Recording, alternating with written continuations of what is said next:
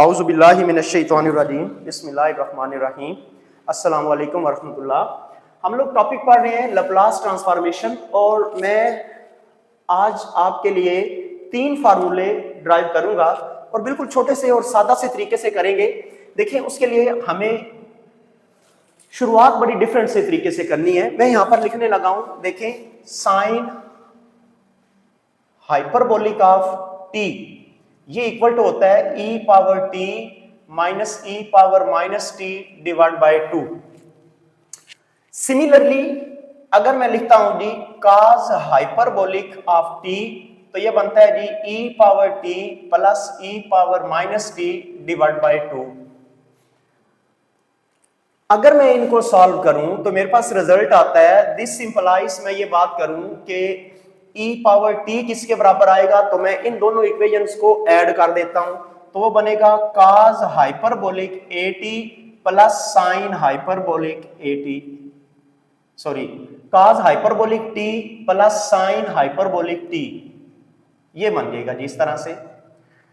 ये सादा फॉर्म में मेरे पास रिजल्ट आ गया है और इसको अगर मैं एक और फॉर्म में लेके जाऊं e पावर at तो ये बनेगा cos hyperbolic at plus sin hyperbolic at। अब आते हैं वापस लप्लास ट्रांसफॉर्मेशन की तरफ। तो देखें जब भी मेरे पास किसी फंक्शन का लप्लास लेना हो, f ऑफ t का लप्लास अगर लेना हो तो हमने इसका फार्मूला प्लान किया था 0 से infinite e power minus S T और f of t d of t, ये है जी मेरे पास फार्मूला। और अगर मैं यहां पर e पावर t की f ऑफ t की बजाय मैं at बना लूं तो देखिए Laplace of e power at अगर मैं बनाऊं तो ये बनेगा 0 से infinite e power minus S T dot e power at और साथ dt। तो इसको अगर मैं सादा करूं, दो रकमें एक जैसी हैं, जरब हो रही हैं तो इनकी पावर्स आपस में एडजस्ट हो जाएंगी कुछ इस तरह से, ये माइनस एस माइनस ए और साथ टी और डी टी। देखिए ये पावर्स आपस में ऐड हुई हैं और इनमें से मैंने टी कॉमन ले लिया है। अगर मैं इसकी इंटीग्रेशन करूं तो इंटीग्रेशन में जो मेरे पास जवाब आता है कुछ इस तरह से आता है ई की power minus S minus A t divide by minus S minus A. क्योंकि e पावर t की इंटीग्रेशन e पावर t होती है और जो फिर उसके पावर का डेरिवेटिव होता है वो डिनोमिनेटर में लिखा जाता है और ये बन जाएगा 0 से इन्फिनिट। अब देखिए हम इसके ऊपर upper limit minus lower limit करेंगे तो सिचुएशन कुछ ऐसे बन गई, Laplace of e power at ये इक्वल टू आ गया upper limit minus lower limit minus S minus A, तो बाहर आ गया ब्रैकेट में। यहां पर एक दफा अपर लिमिट लगाएंगे तो ये बनेगा e power minus infinite, lower limit लगाएंगे तो e पावर 0 हो जाएगा। माइनस इन्फिनिट 0 के बराबर होता है सो ये बना 0 और ये बना -1 whole divide by minus S minus A, तो सादा होकर रिजल्ट बनता है जी s माइनस ए और ये क्या है Laplace of e power at। ये है जी मेरे पास Laplace of e power at। अब थोड़ा ध्यान दीजिएगा, मैं यहां पर एक काम करने लगा हूं, इस कीमत को अगर मैं यहां सब्स्टिट्यूट करूं